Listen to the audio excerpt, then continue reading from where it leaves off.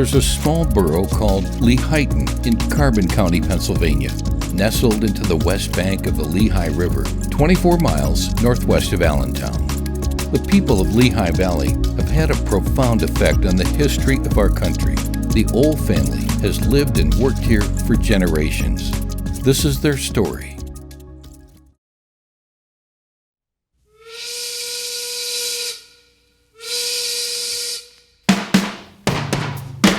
Bethlehem Steel was a global powerhouse from the late 1800s until the late 1950s. Lehighton natives Arthur Ohl and Ralph Neeb dedicated many years to the company. Arthur in the coal-fired open hearth, Ralph a machinist. The plant generated beams that were used nationwide for structures that still stand today. Bethlehem Shipbuilding produced over 1/5 of the U.S. Navy's fleet during World War II. In the late 50s, Ralph Neeb, who friends called Chubby, started a well drilling business to serve the people closer to his hometown. There was never a day you didn't learn something. My grandfather was one of those guys, he could just build anything. We had a go-kart, I remember, as a project we got, and it came as a single seater, and we ended up making it into a double.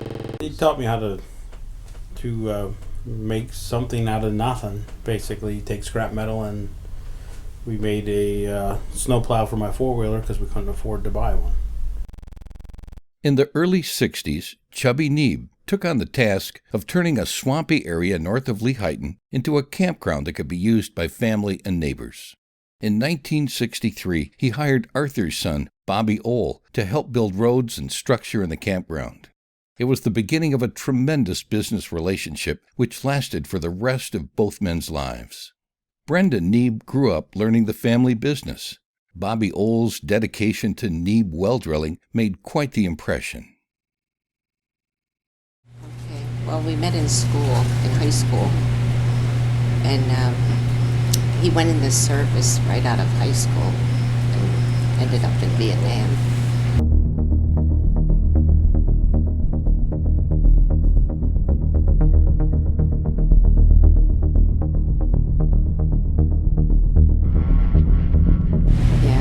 It was very hard.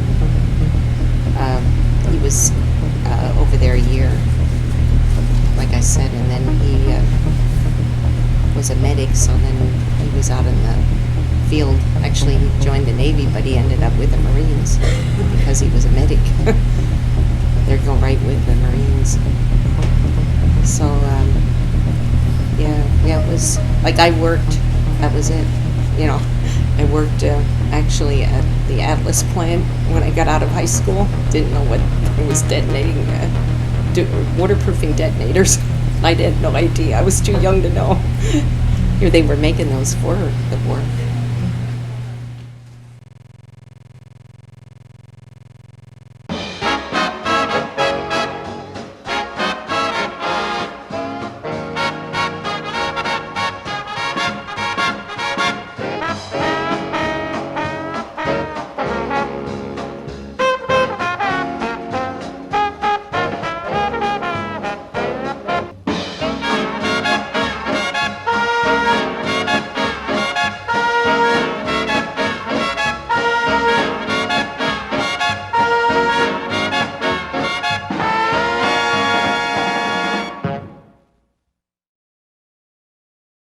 After the wedding, Bobby returned to Vietnam for several more months of service to his country. He then completed his service at the Philadelphia Naval Hospital and witnessed the birth of the Ohl's first son, Steve, in 1969, and then Brad in 1971.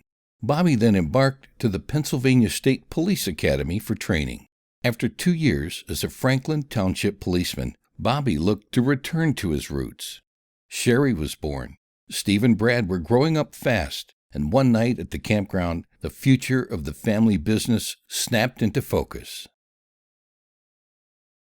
My grandfather said, well, I'm going to retire soon. Why don't you get a well drilling rig like I have, except mine's so old we don't want to use mine anymore, and get a newer one and go into well drilling business. And we all thought that was good. And I remember back thinking that it was pretty cool that as I was 11 or 12 at the time, being in that conversation, that my opinion actually mattered, and they turned to us and they were talking about how much money it would cost for that well drilling rig and how soon you'd be able to pay it off. And I remember that's the first time I really had interest in accounting and the finances of how things worked. So it was kind of a neat experience being there for that whole beginning.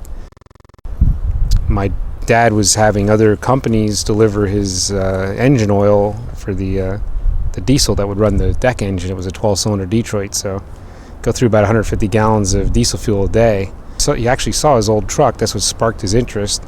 His old truck was for sale, and I think it was around $1,200 he paid for it. It was a 1972 International with a steel tank. People saw him driving the truck, and he had painted it red and white. He always liked red and white. He was a big fan of Texacos.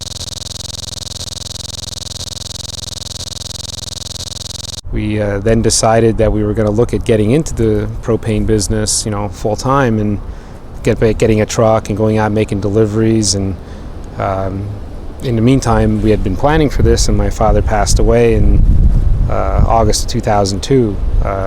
But we had planned for October, January of 2002 and January 2003 to be in propane. So we just kept moving forward because we all looked at each other and were like, we've been doing this so long, and we didn't really know what else to do. So we just decided we're gonna keep going. It was interesting when we first started. We had hired Joe O'Donnell and Shannon that came to work for us because they really knew the propane business and really helped us a lot for to avoid mistakes that maybe other people would have made. They helped us through it, and soon we were actually delivering more propane than we were heating oil. It was a shift in the way people were purchasing. So it was pretty interesting, and glad that we had diversified at that time. Well, here we are today.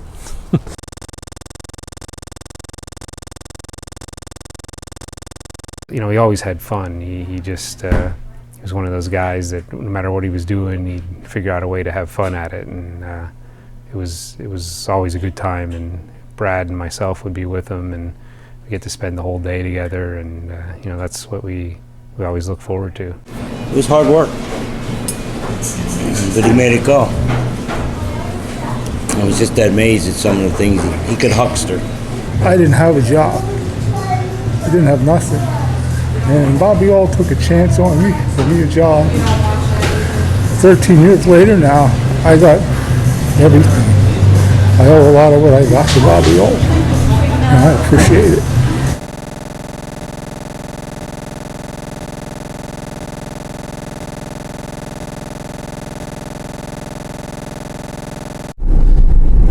We're going to meet my son Ivan up in Lake Harmony to tune up a vent-free fireplace. It's for a good customer of ours, John DeMatti. Known him a long time, and we installed this fireplace back around 2003 or 4, and he's having a couple issues with it, and wanted us to take a look at it. It has been, sometimes I come down here and I'm not too sure if the pilot light will go out, and That one probably goes like that, and there's one that's missing. One should go there, and maybe one goes there. It's fun to, growing up in a small town where you actually have your parents, teacher, or, oh yeah. Even now in the office, I'm taking care of people who I went to school with, or maybe the kids of people I went to school with, and people that that have been second generation. I grew up in the house where my father was practicing. I mean, the house was in the same office. So when I was like 3 years old, I'd run downstairs. Sometimes I'd escape out of the bathtub and run downstairs butt naked.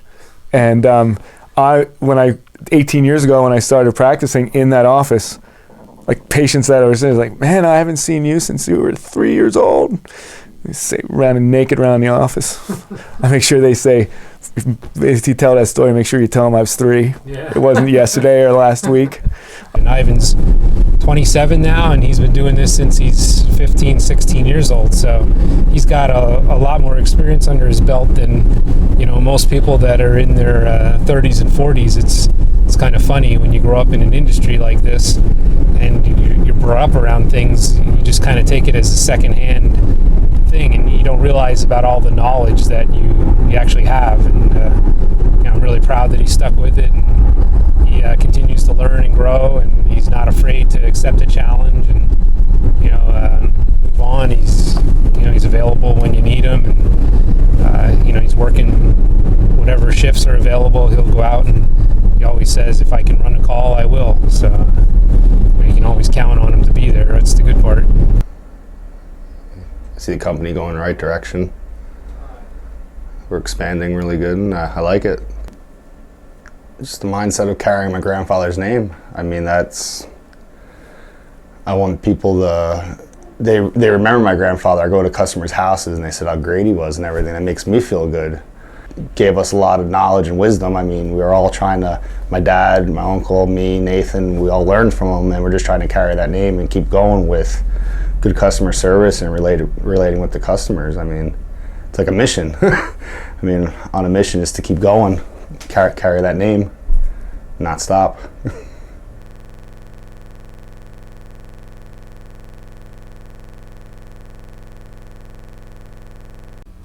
The main focus is the customers. Like, our main goal is to do something that the customers can benefit from. Whether it's them coming out, having a good time, and while at the same time they're helping an organization or a charity, or if it's just a simple cookout, just something that makes the customer feel the family atmosphere that we portray here with RFO. Like, that's our main focus. We want them to feel like they can be, like, they're a part of our family.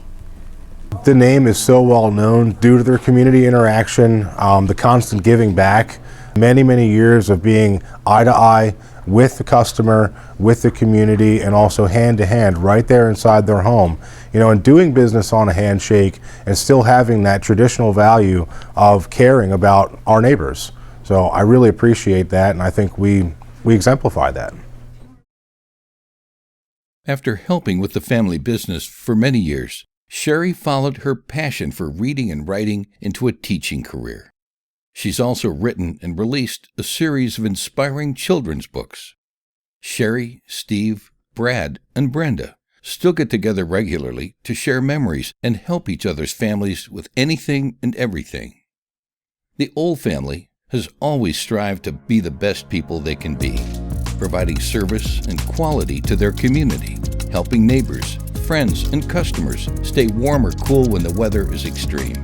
RFO is a family business that will thrive for generations due to the strongest of work ethics and a genuine caring for their community. Thank you for watching Propane Family Portraits, a presentation of the Pennsylvania Propane Gas Association.